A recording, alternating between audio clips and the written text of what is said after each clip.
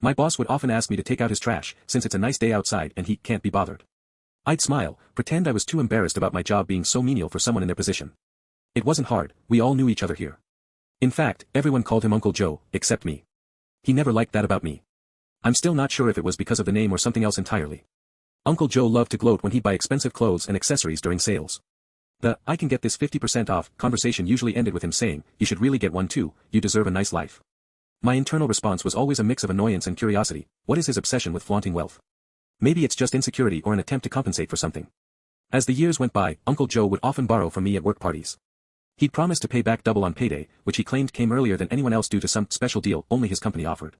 He never did end up paying, but I always played along, partly out of habit and partly because it felt nice knowing that I was helping someone in need. But the real issue started when Uncle Joe's wife left him for another man after discovering he had a second family on the other side of town. I tried not to judge, who am I to know what goes on behind closed doors? But things took a turn when his divorce lawyer asked me about any unusual transactions involving Uncle Joe, and if anyone could vouch for their financial claims. It was then that it hit me, the salesman's discount he always bragged about. The expensive clothes didn't add up to his salary, which I now realized wasn't even as high as we all thought. And those borrowings at work parties? That wasn't charity, Uncle Joe had been quietly embezzling company funds.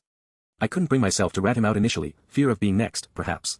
But after payday, when he came begging for cash since his checks hadn't cleared, I decided it was time for some payback. I handed him the first check he'd ever seen me cash in person and whispered 3 simple words, "Your 50% is due."